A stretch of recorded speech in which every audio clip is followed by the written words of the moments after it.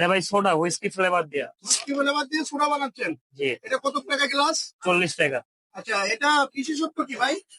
এটা মানুষ খায় শরীরে ক্লান্তির জন্য আর গ্যাস্ট্রিকের জন্য। গ্যাস্ট্রিকের জন্য, শরীরের ক্লান্তির জন্য। আপনি হ্যাঁ। কত বছর ধরে বানাচ্ছেন? আজকে 2 বছর। আচ্ছা, আমরা একটু আগে একটা খেলাম, অনেক মজা লাগছে।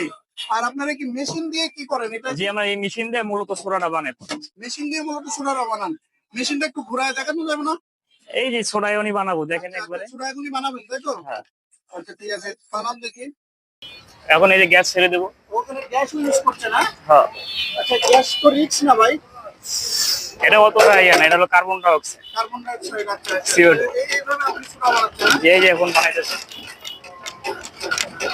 গাইস, দেখতে পাচ্ছেন যে সোডা কিভাবে বানানো হয়।